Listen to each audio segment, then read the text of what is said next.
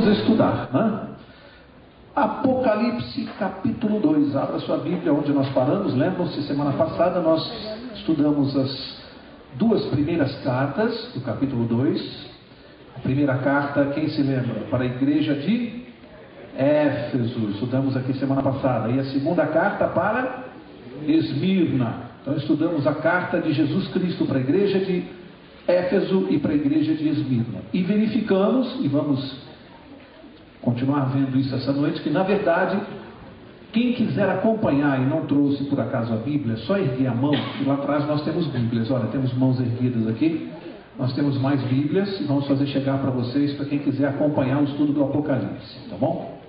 Então, como eu ia dizendo, nós verificamos que na verdade, e isso está ficando claro ao longo do estudo, que na verdade as 7 cartas do Apocalipse às igrejas, na verdade, quando a gente estuda com calma, verificamos que além de terem sido dirigidas àquelas 7 igrejas que estavam na Ásia, eram 7 igrejas que existiam naquele tempo do profeta João e de Jesus.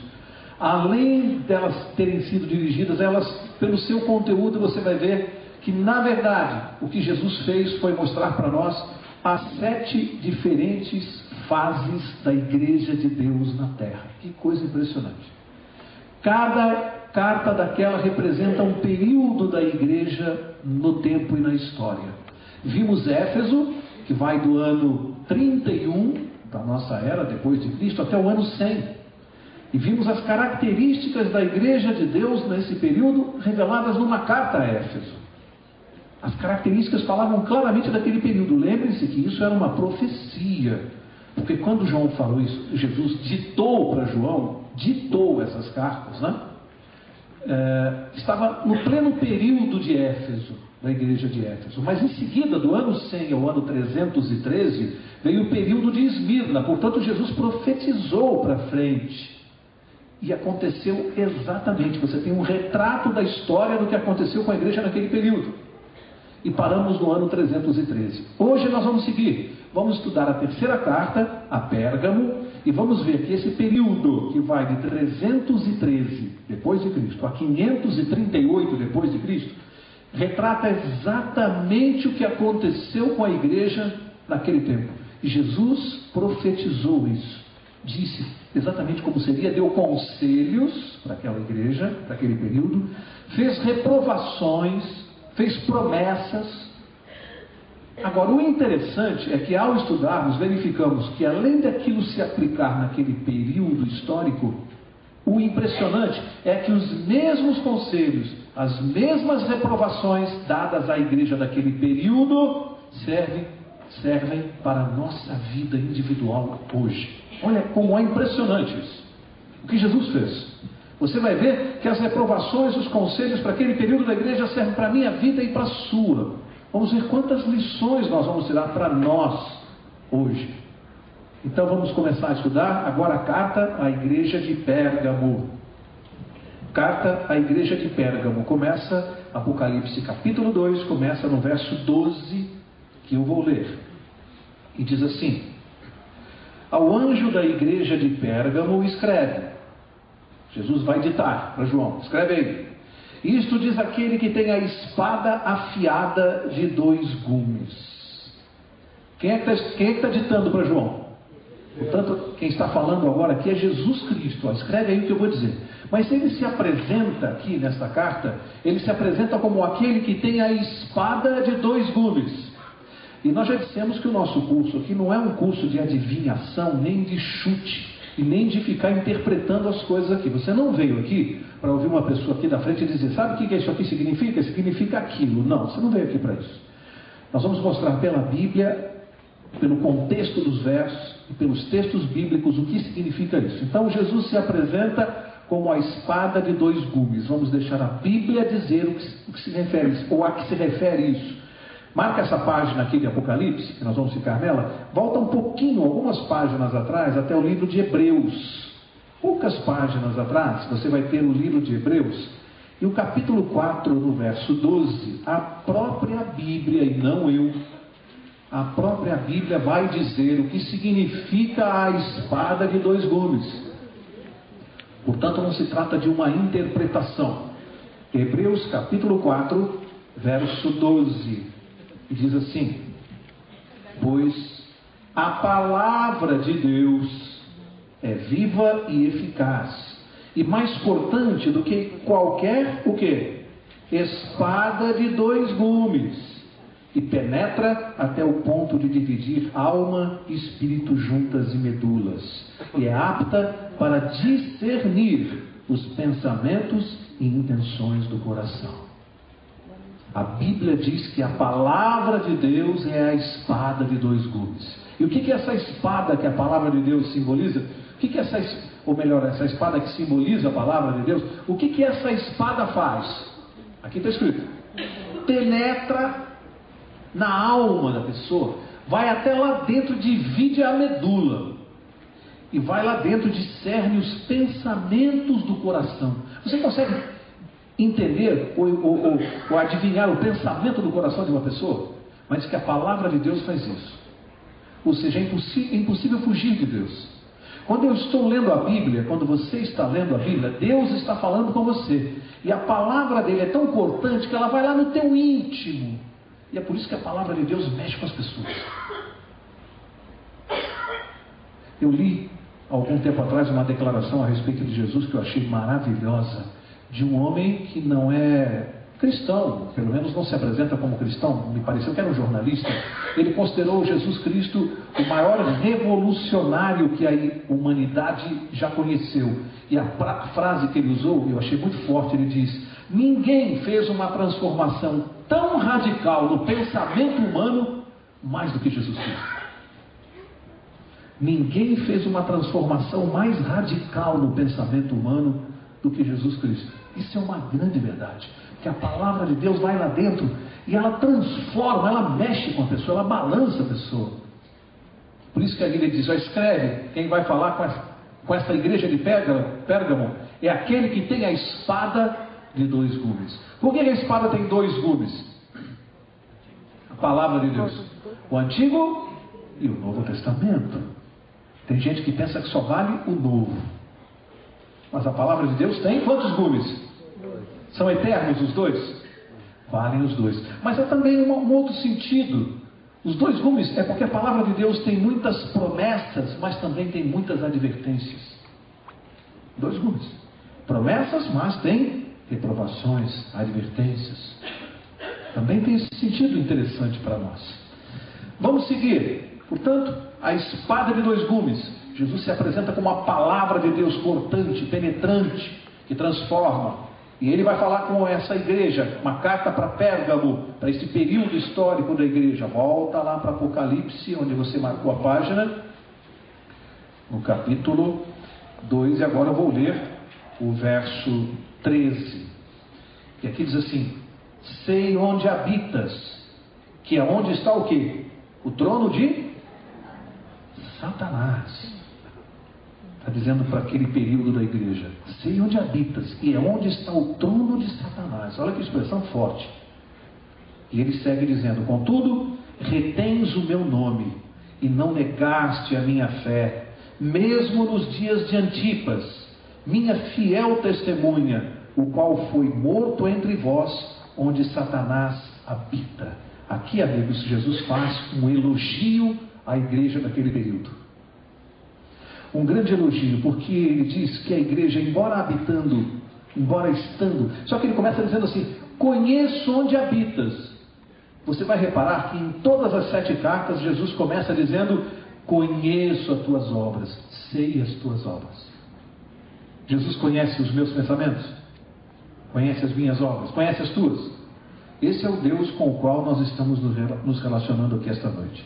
Um Deus que olha para mim e para você e diz assim para mim e para você: Mauro, eu conheço as tuas obras.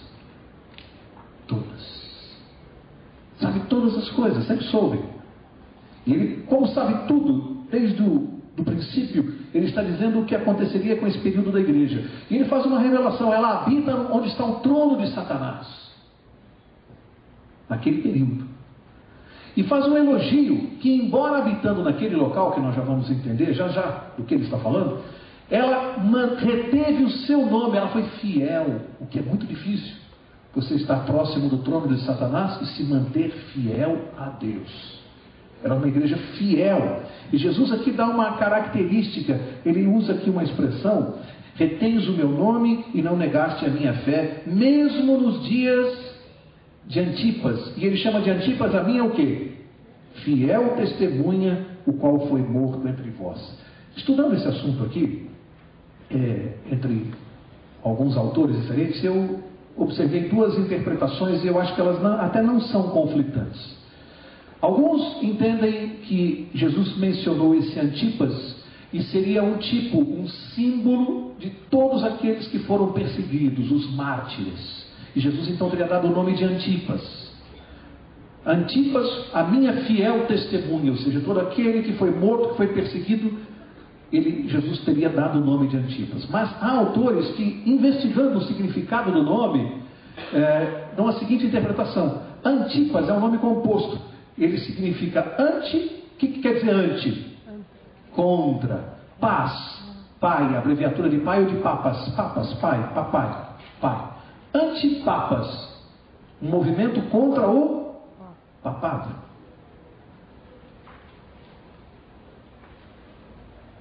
Também é um símbolo muito forte. Alguns entendem que o significado do nome aqui é muito claro. Aqui Jesus está se referindo: esta é a minha fiel testemunha. Aqueles que foram fiéis, mesmo diante do trono de Satanás, e abriram uma luta aberta pela verdade. E nós vamos parar por aqui, porque sobre este assunto nós vamos entrar mais já na carta de Tiatira seguinte, e mais nos capítulos 13 e 17 de Apocalipse nesse curso. Você não deve perder. Nós vamos entrar mais fundo nesse assunto aqui. Por hoje, ou nesta carta, por hora, vamos deixar assim como está. Este movimento do Antipas que Jesus mencionou. Vamos ao verso 14. O verso 14 diz: todavia, tenho algumas coisas contra ti. Olha só, agora Jesus vai fazer uma reprovação.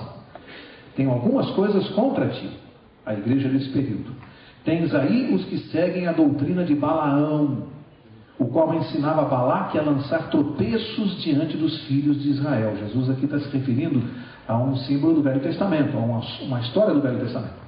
Levando-os a comer das coisas sacrificadas aos ídolos e praticar a prostituição.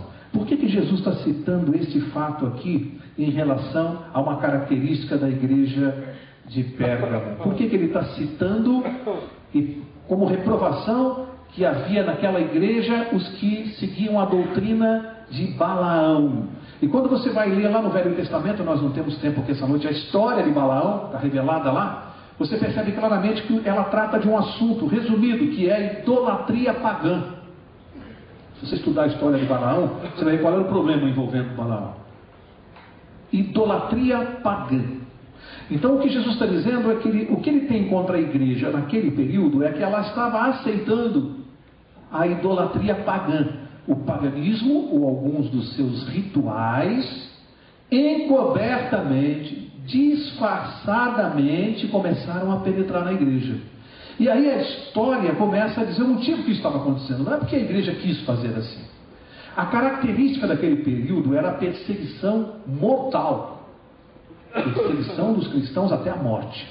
E a igreja, para poder se manter viva e fugir às perseguições, é como se fosse assim: já que o inimigo, quando você não pode com o inimigo, o que você faz? Junte-se a ele. Como o paganismo não pôde contra o cristianismo, não pôde, porque o cristianismo é de Deus, é de Jesus, não pode vencê-lo. O que o inimigo fez? Já que não pode contra o cristianismo, fez amizade com ele. E aí o paganismo começou a entrar na igreja de maneira subreptícia, com algumas cerimônias, e ali foram introduzidas, segundo os autores que eu li, já naquela época você tem notícia da entrada das imagens nas igrejas. A idolatria às imagens, as velas, as procissões, as orações aos mortos foram entrando na igreja, costumes pagãos, entrando no cristianismo a pretexto de nós permitimos isso e vocês param de nos perseguir, de nos matar. A causa até era justa. em troca da sobrevivência. Mas Jesus diz aqui na carta: tenho contra ti que vocês estão tolerando a doutrina de Balaão, o paganismo e a idolatria. Lembram-se que eu disse na quarta passada, respondendo a pergunta de uma pessoa, por que o livro de Apocalipse não foi escrito em uma linguagem clara? E eu disse, se tivesse sido na época, aqueles aos quais Jesus estava criticando teriam destruído este livro e essa mensagem. Só não fizeram porque não entenderam o que Jesus estava falando. Mas ele está falando aqui: tenho contra ti isso, contra esse período da igreja. Vocês estão permitindo a idolatria. E o paganismo está entrando na igreja. Mais adiante, interessante que, se você for analisar, o que começou a haver foi uma mútua convivência da transigência e da tolerância. Você transige aqui, eu transijo ali. Eu aceito isso que você faz e você permite que eu faça aquilo. Então eu louvo ao meu Deus aqui, que é o Deus do céu. Em contrapartida, você que adora o sol, você faz aqui a sua vela e a gente fica vivendo bem dentro da igreja. Transigência e tolerância. O que eu aprendo com isso? Amigos, em matéria espiritual, não pode haver transigência com princípios. É desastre na certa.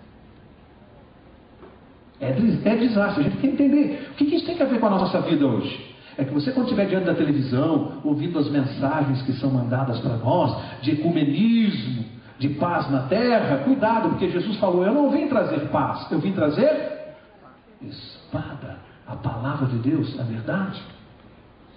Não tem esse papo de ecumenismo, porque ecumenismo, para Satanás, significa isso: vamos ser todos aqui juntos, deixa de fazer aquilo, você faz isso, o outro faz aquilo, cada um com a sua religião, e o Deus é o mesmo. É? Não é? Esse aqui é o recado de Jesus. Cuidado com isso aqui. Isso é um perigo. E aí, o que acontece? Por essa transigência e por essa tolerância, sabe o que começou a acontecer dentro da igreja? Você começou a ver o paganismo batizado. Pagãos batizados. Jesus está criticando, não sou eu que estou criticando, é ele. Tenho contra ti isso, apontando o defeito da igreja naquele período. Olha que coisa impressionante, naquele período histórico. Aí você vai para a história e vê que é certinho, bateu direitinho, porque foi exatamente naquele período que aconteceu isso. Isso começou com um imperador chamado Constantino. O que Constantino fez? Ele baixou um decreto, lei, determinando que a igreja de Roma era a igreja oficial do Estado. Ali a religião se misturou com a política. Então a igreja passou a ser uma igreja estatal. E aí o perigo, porque os mártires, os que eram mortos, era muito difícil resistir a uma igreja que era estatal, que tinha o poder de mandar matar. Porque isso tudo acontecendo naquele período histórico. E aí eu quero parar por aqui, só deixando para vocês para pensarem. Quando Jesus disse que, vou ler o que ele disse, né? Aqui no início do verso 13, lembra? Sei onde habitas, que é onde está o trono de Satanás. Aí você tem que ir para a história, para não ficar chutando.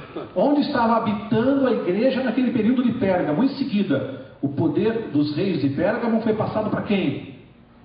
Para Roma. E aí Jesus falou: sei onde habitas, no trono de Satanás. Amigos, estou vendo gente com o olho arregalado olhando para mim. Está escrito aqui. Está escrito aqui.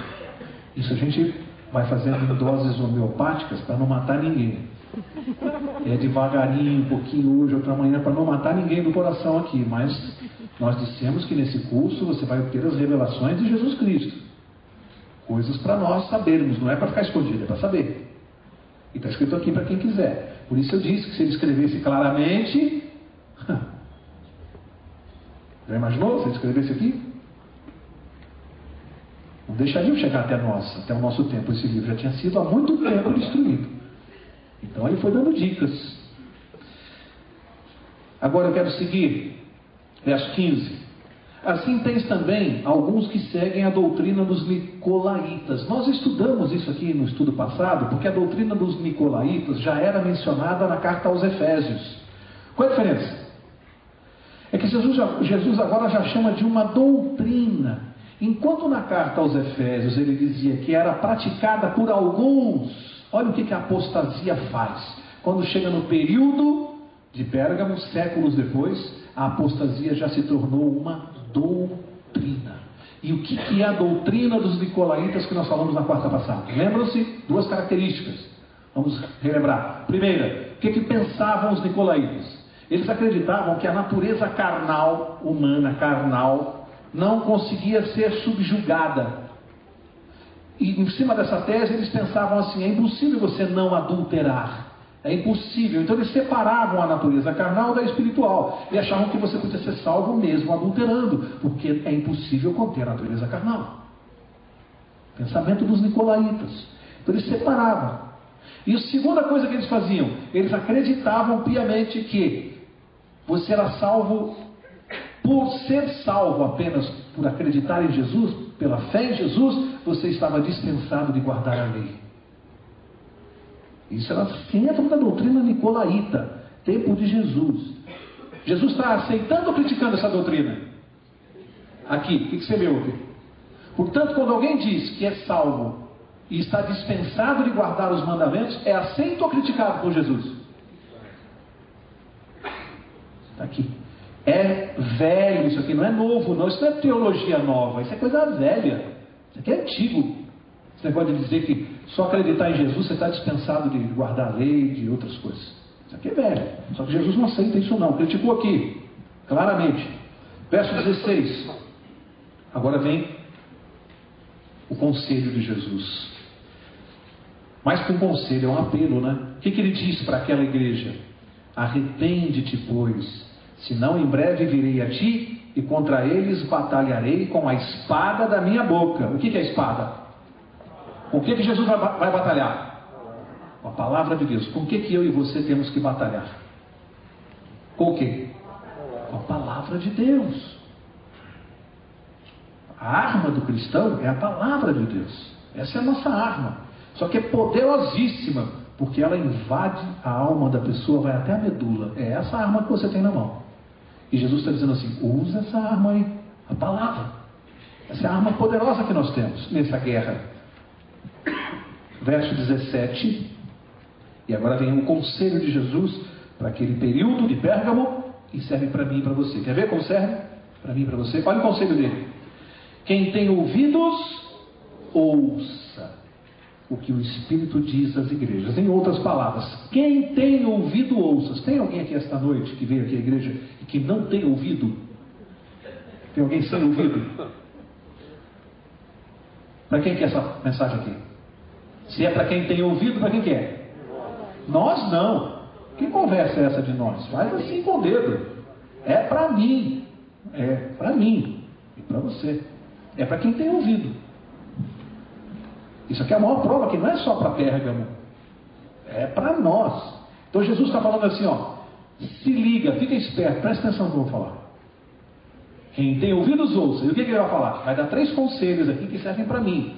Primeiro, ele diz: ao que vencer, darei do maná escondido. Primeira coisa, guarda aí. Maná escondido. Já vamos ver o que é isso. Maná escondido. Segunda promessa dele: e lhe darei uma pedra branca. Segunda coisa. E terceira: na pedra, um novo nome escrito, o qual ninguém conhece senão aquele que o recebe. O que Jesus prometeu para quem vencer? O vencedor, nessa vida, nessa batalha espiritual. 3 coisas: maná escondido, uma pedra branca, um novo nome. Tirando o novo nome, que é mais fácil de compreender, os outros 2 são símbolos fortes. Percebem a mensagem simbólica do Apocalipse?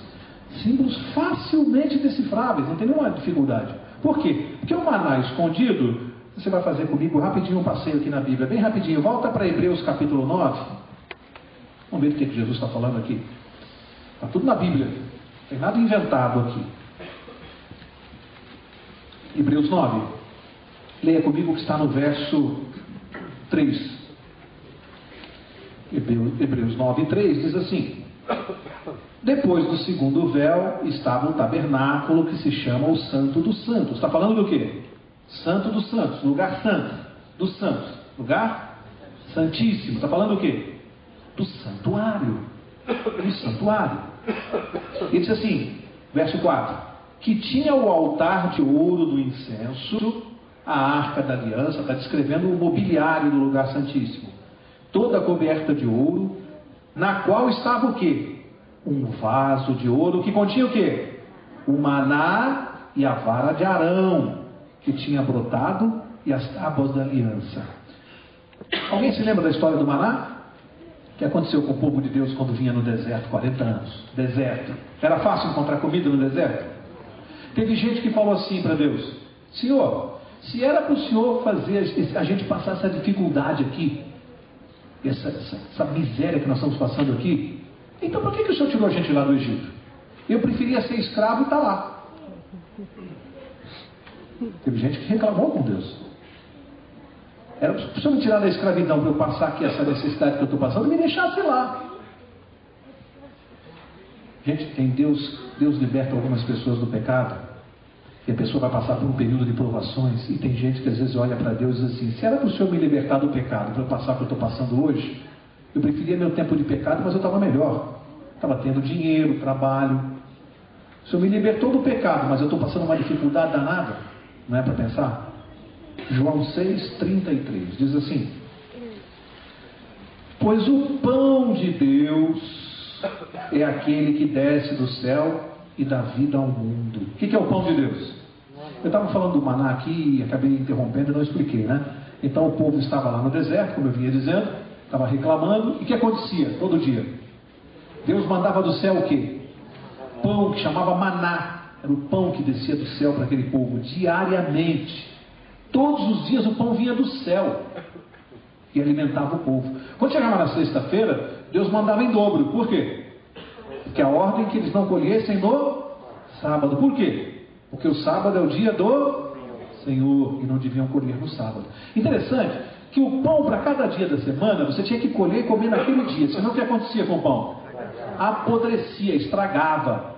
Mas na sexta-feira ele mandava em dobro para ficar para o sábado. E o pão que era no sábado não estragava.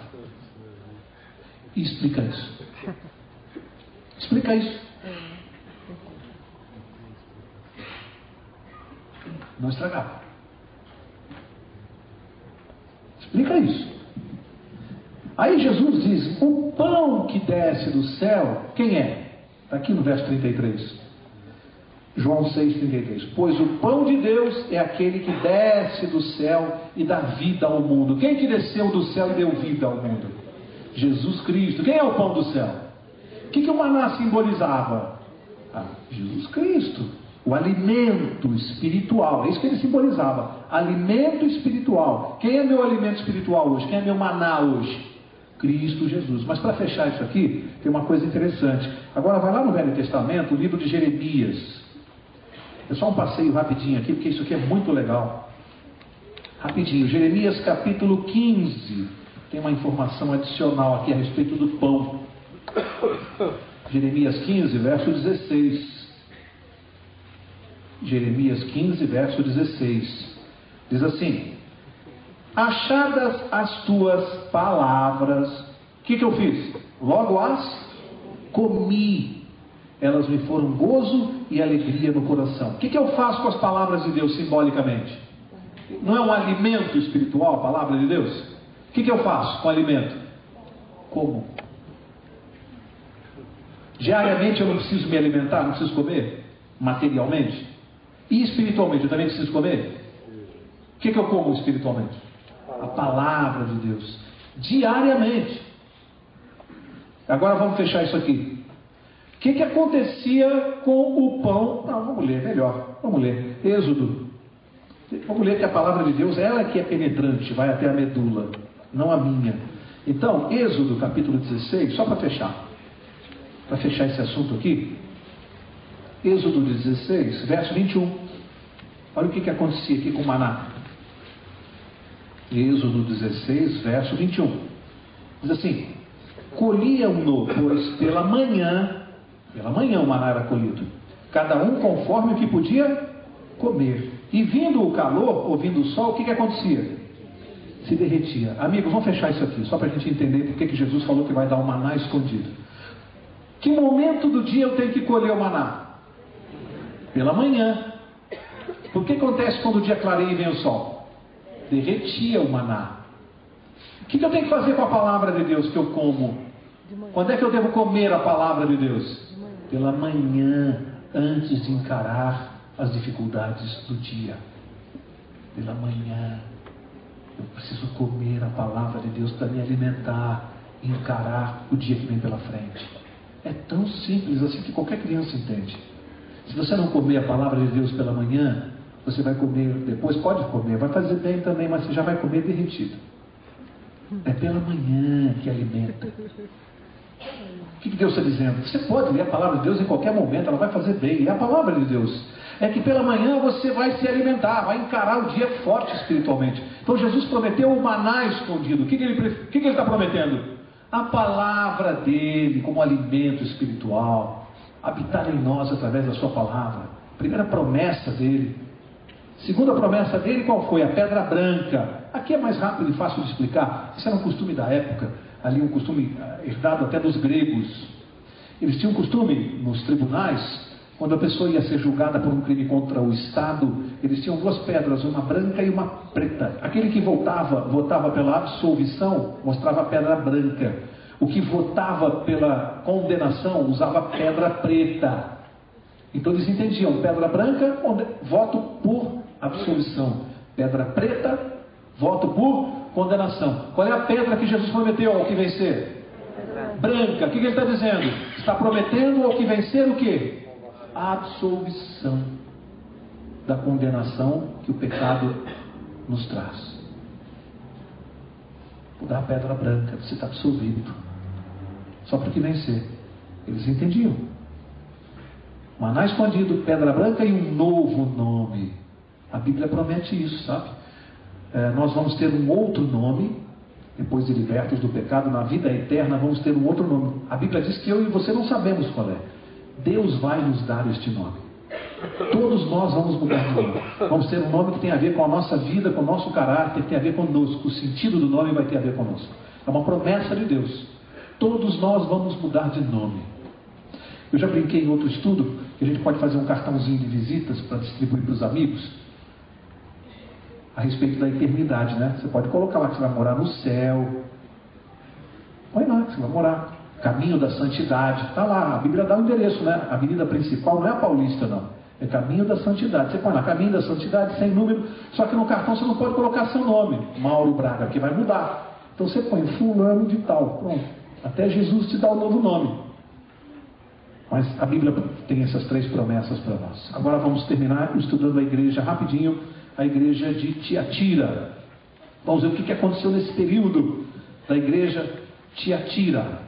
Volta lá para Apocalipse capítulo 2. Verso 18. Agora Tiatira. 2,18. Diz assim: ao anjo da igreja de Tiatira escreve. E isto diz. Agora como é que Jesus se apresenta? Na carta anterior ele se apresentou como? Como é que ele se apresentou? A espada de dois gumes. Para esse período, ele vai se apresentar com um nome diferente. E é a única vez no livro de Apocalipse que Jesus se apresenta com o título O Filho de Deus. A única vez no livro de Apocalipse. Por que ele mudou e se apresentou como Filho de Deus? Você já vai entender. Lembram-se quem está governando agora nesse período? Esse período é longo, o mais longo de todos. Vai de 538, quando Justiniano tomou o poder em Roma, e vai até o ano de 1798, que aconteceu um outro fato histórico. Quase 1000 anos. Mais de 1000 anos. 1260 anos. Que é uma outra profecia, que nós vamos estudar depois, mais para frente. 1260 anos. Aqui se cumpre uma outra profecia. Mais de 1000 anos, que pega exatamente o período da Inquisição. Período em que a igreja romana perseguia e matava quem? Você pode responder os cristãos, está certo, mas a resposta é todos aqueles que não aceitavam a autoridade papal. Aquele que vivesse naquele período e não aceitasse a autoridade suprema do Papa, lembra-se, a igreja se confundia com o Estado. quando não aceitava a autoridade suprema e a infalibilidade do Papa, porque ele se denominava infalível, era morto. Mas há um detalhe importante que você vai entender por que Jesus se apresenta como o Filho de Deus nesse período. É porque essa autoridade da igreja de Roma, que tinha algumas insígnias, alguma foi veio lá de Pérgamo, porque o rei de Pérgamo tinha um título. Você pode encontrar isso em enciclopédias. O rei de Pérgamo tinha o título principal de Pontífice Máximo. O que é um pontífice? É um edificador de pontes. Pontífice Máximo era o maior edificador de pontes. Isso nos faz lembrar, é uma história longa que não vai dar para falar aqui, a Torre de Babel, quando o homem quis fazer uma ponte da terra para o céu. Agora vem de novo no período de Tiatira, e o homem quer estabelecer uma ponte entre o céu e a terra. E aí tem o Pontífice Máximo. Acontece que este governante principal da igreja daquela época, que perseguia os cristãos, ele tinha um título, uma tiara na sua testa. Quem se lembra? Vicarius Filii Dei. O que significa Vicarius Filii Dei? Alguém sabe? Vicarius, o substituto. Filii, com I, filho de. Dei, Deus. Substituto do Filho de Deus. Até hoje é utilizado como substituto do Filho de Deus na terra. Como o representante principal da igreja romana se dizia o substituto do Filho de Deus na terra, Jesus se apresenta e diz: eu sou o Filho de Deus, não tenho substitutos. É à toa que ele se apresenta assim? Só aqui ele se apresenta como Filho de Deus, exatamente por causa do que estava acontecendo nesse período. Só que, coincidência? Você decide se é uma coincidência. Vamos seguir, verso 19. E aqui diz... uma coisa interessante que eu não posso deixar de falar sobre Tiatira, além do período, é que havia uma circunstância especial. Tiatira tinha a indústria principal daquela cidade de Tiatira, era a indústria de fundição. Fundia cobre, essas coisas. E depois de um certo tempo passou a se tornar uma cidade muito conhecida pelo comércio de tecidos. E o tecido tinha uma cor especial, a maior parte dos tecidos, que era o vermelho e o púrpura. Essas duas cores.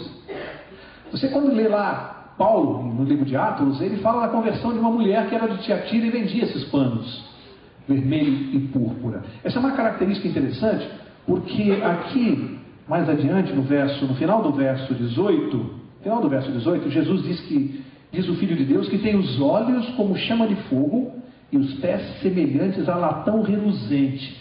Latão reluzente, cobre fundido. Essa é uma linguagem especial que é facilmente entendida numa cidade onde predominava a fundição. E Jesus fala de cobre fundido. Percebe como nada é à toa? Nada é à toa. Uma linguagem especial para que eles entenderiam. Verso 19 agora. Conheço as tuas obras. Olha aí, mais uma vez Jesus dizendo: eu conheço as tuas obras. O teu amor, o teu serviço, a tua fé, a tua perseverança. E sei que as tuas últimas obras são mais numerosas do que as primeiras. Aí você vai para a história e vai ver o que aconteceu no período de Tiatira. E as tuas últimas obras são melhores do que as primeiras. No final do período de Tiatira, ano de 1798, historicamente o que estava acontecendo? O movimento de reforma do protestantismo. Estão se lembrando? Estão lembrados? Lutero e os outros. Vários. Eu não lembro o nome de todos aqui agora. Reforma. Jesus dizendo: as tuas últimas obras são melhores do que as primeiras. Porque o que Lutero fez? E os povos que lutaram contra aquela perseguição, valdenses e tantos outros, eles se escondiam e eles copiavam os versos bíblicos um atrás do outro e faziam reproduções da Bíblia Sagrada e defendiam que era só a Bíblia que valia, só a palavra de Deus, quando o pensamento estatal é que a autoridade papal. Então, se você não acredita na autoridade do Papa, mas só na palavra de Deus, você é morto, fogueira. Eles consideravam isso um desafio.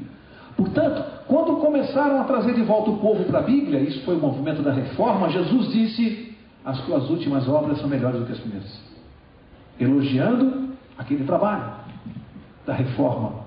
Vamos avançar, verso 20. Olha só, reprovação. Olha a reprovação para o período de Tiatira.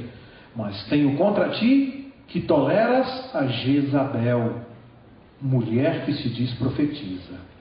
Com o seu ensino ela engana os meus servos, seduzindo-os a se prostituírem e a comerem das coisas sacrificadas aos ídolos.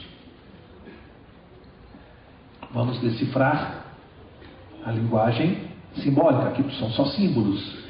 Já estudamos aqui, agora vamos usar o que nós estudamos. Mulher, tenho contra ti que toleras a Jezabel, uma mulher que se faz de profetiza. Uma mulher, o que é mulher em linguagem profética? Já sabemos que é uma igreja. De quem Jesus está falando?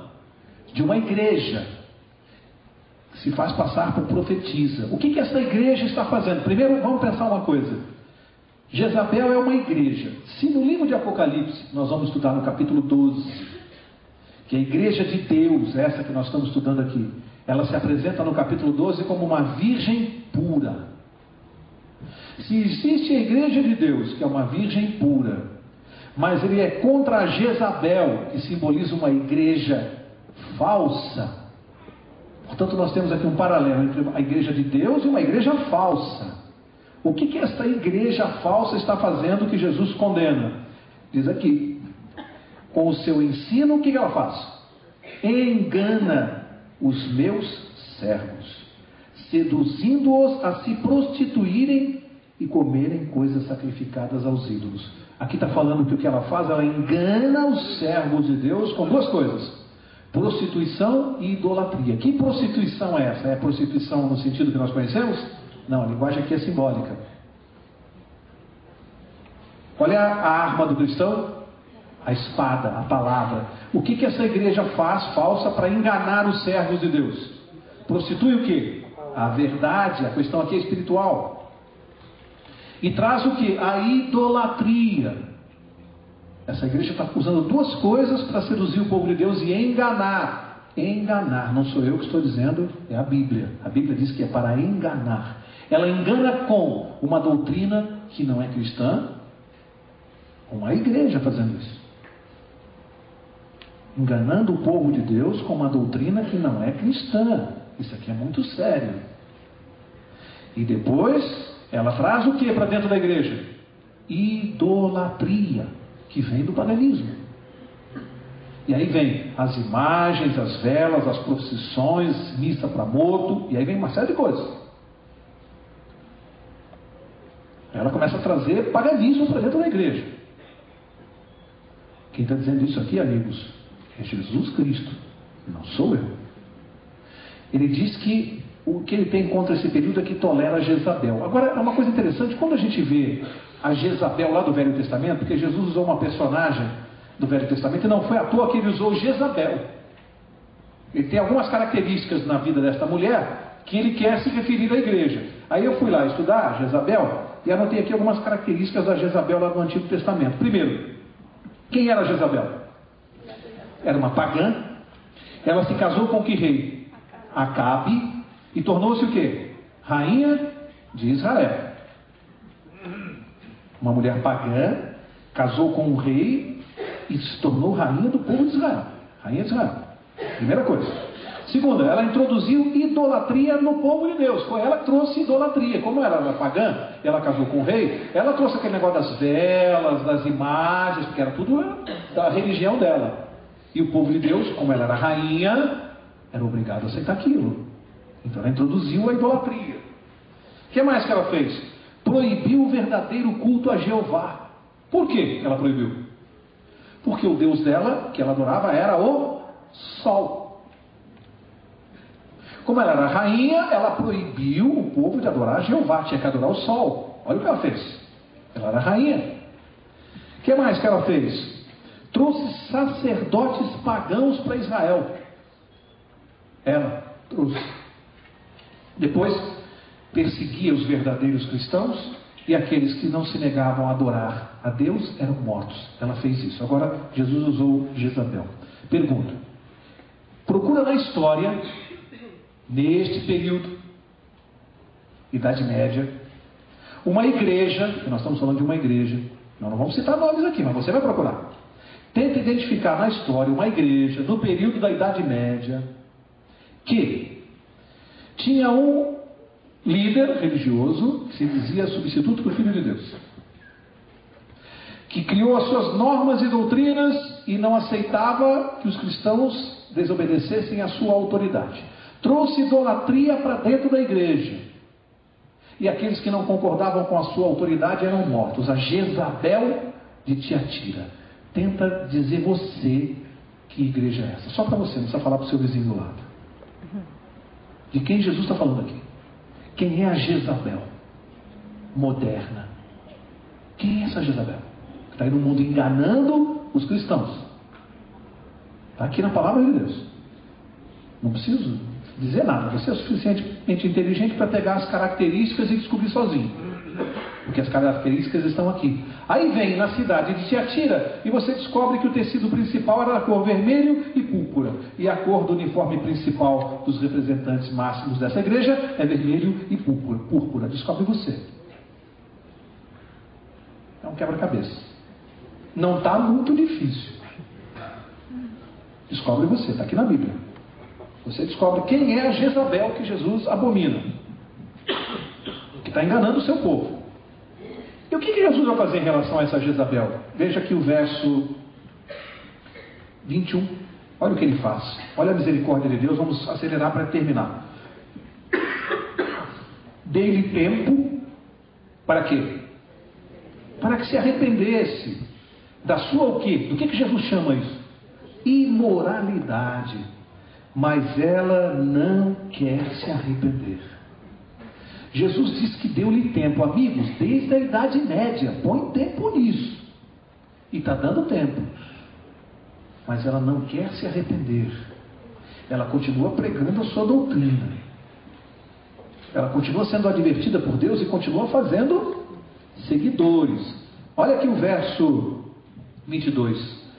Portanto, lançá-la-ei num leito de dores, bem como em grande tribulação os que com ela adulteram, caso não se arrependam das obras que ela incita. Aqueles que com ela adulteram. E segue mais, verso 23: ferirei de morte a seus filhos. Quem são os filhos de Jezabel? Os seus adeptos. Os seus seguidores são os filhos de Jezabel.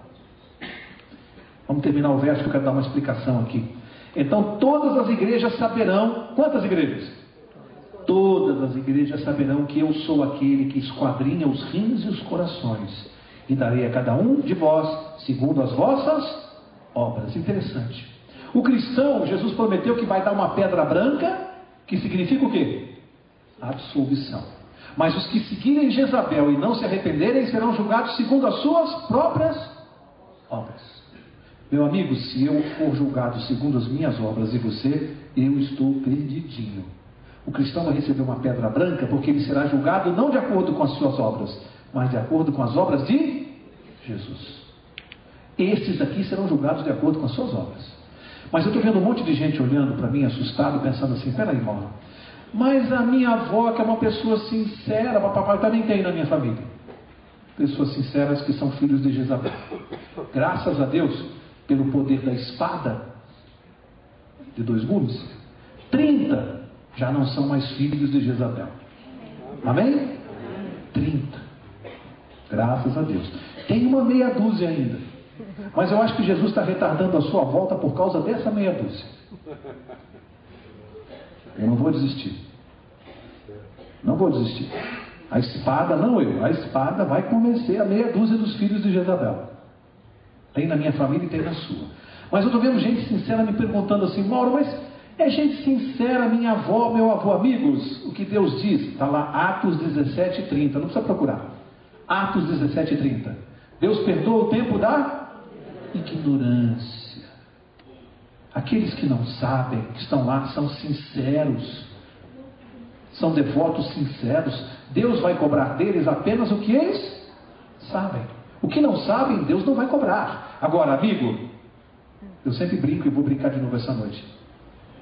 Quem está aqui essa noite, se não sabia, agora sabe. E eu sempre brinco assim, tem gente que vem e fala assim, então não deveria ter vindo. Aí não saberia. Não funciona assim. Sabe por que não funciona assim? Porque a Bíblia diz que Deus perdoa o tempo da ignorância. Ignorar é não saber, é desconhecer. Aqui não é o sentido pejorativo, não é ignorância, burrice, violência, não. Ignorância é desconhecimento. Deus perdoa aquele que não sabe, mas Deus não perdoa aquele que não quer saber. Isso é uma coisa totalmente diferente. Se você veio aqui essa noite e soube, é porque Deus providenciou para você saber e vai providenciar para que todos saibam. E há pessoas que até hoje não sabem, não por ignorância, mas porque não querem saber. O que Jesus falou? Dei tempo para se arrepender, mas ela não quer. É diferente. Existem filhos de Jezabel que não querem. Esses não serão perdoados. Não querem saber. E tem raiva de quem sabe.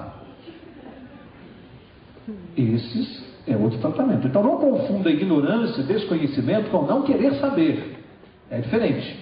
Portanto, Deus vai tratar cada um segundo as suas obras. Para encerrar, eu estou no verso 24. Digo-vos, porém, a vós, os demais que estão em Tiatira, a todos quantos não têm esta doutrina e não conheceram, como dizem, olha o que significa essa doutrina para Jesus. E não conheceram, como dizem, o quê? As profundezas de Satanás, que outra carga não porei sobre vós. Amigos, Jesus chama os que conhecem essa doutrina, tiveram contato com as profundezas de Satanás. É pesado aqui. A gente está falando de coisa séria aqui. Ele está cuidando, está dizendo, arrepende-te, arrepende-te. São séculos, já vai um milênio de imploração de Deus, arrepende-te. Sai daí. Lá em Apocalipse 18 diz assim, sai dela, povo meu. Povo meu, é gente de Deus que está no lugar errado. Não é gente do diabo, é gente de Deus no lugar errado.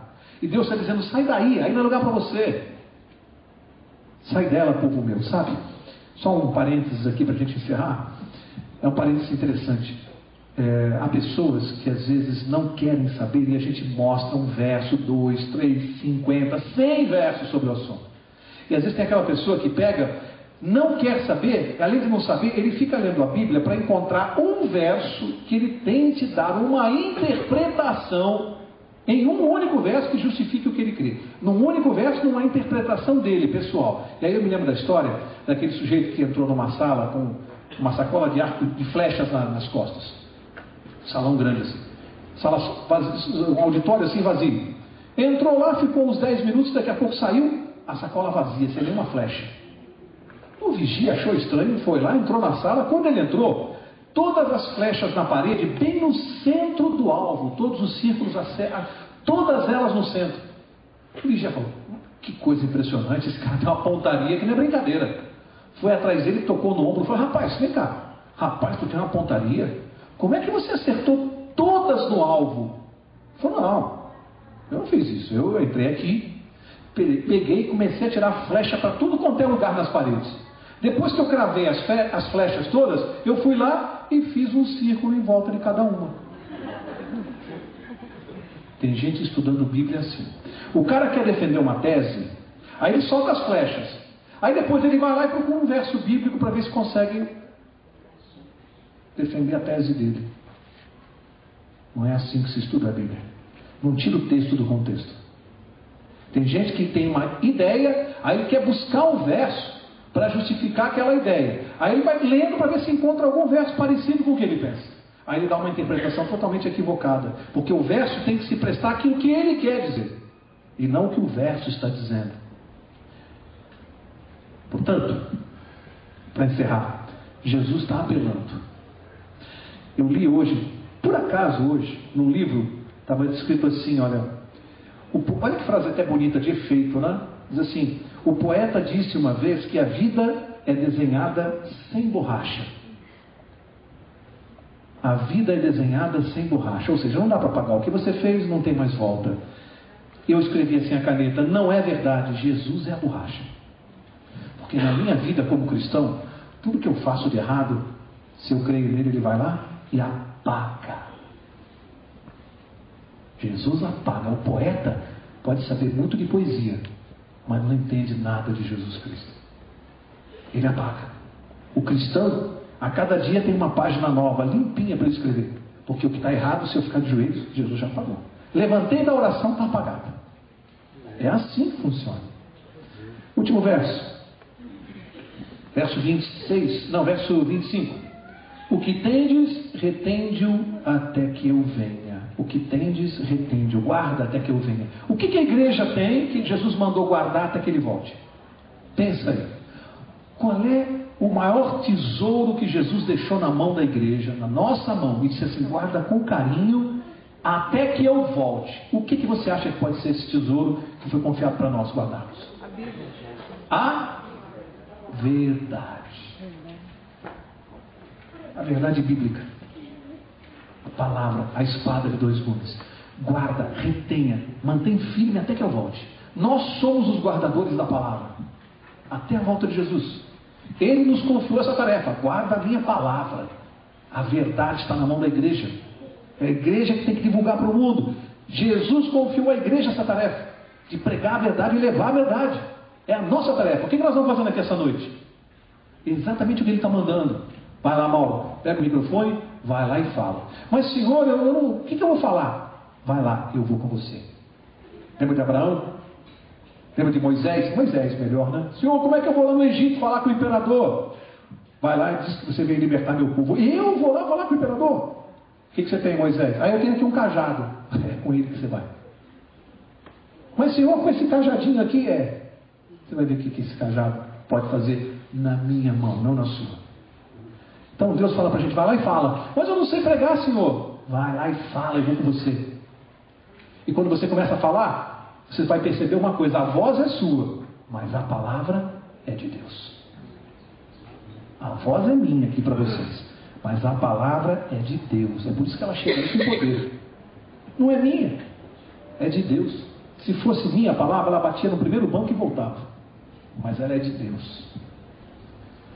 Quero encerrar os últimos 3 versos, né? Ao que vencer, verso 26. Ao que vencer e guardar até o fim as minhas obras, eu lhe darei autoridade sobre as nações, e com vara de ferro as regerá, quebrando-as como são quebrados os vasos de oleiro. Assim como também recebi a autoridade de meu Pai, também lhe darei a estrela da manhã. Já que nós estamos acabando, que o último verso é: quem tem ouvidos ouça o que o Espírito diz às igrejas. A estrela da manhã, vai lá para a última página da Bíblia, Apocalipse 22. Último verso da noite. Último verso. Apocalipse 22, verso 16. Eu, Jesus, enviei o meu anjo para vos testificar estas coisas às igrejas. Eu sou a raiz e a geração de Davi, e a resplandecente estrela da manhã. Quem é a estrela da manhã que Jesus disse que vai dar ao que vencer? Ele mesmo. O que ele está querendo dizer com isso? Ele está querendo dizer assim: nas horas de provação, de dificuldade, de sofrimento. Lembra-se que alguns querem voltar para o Egito? Jesus está falando assim: aguenta firme, porque eu, a estrela da manhã, vou brilhar no momento de escuridão da sua vida. Porque a estrela da manhã brilha no escuro. Jesus está prometendo a presença dele no momento de provação na sua vida e na minha. A estrela da manhã é só para o vencedor, não é para perdedor, não é para aquele que desiste. Não é para aquele que desiste no meio do caminho. A estrela da manhã é para vencedor. Amigos, na próxima quarta-feira nós vamos estudar o capítulo 3 de Apocalipse.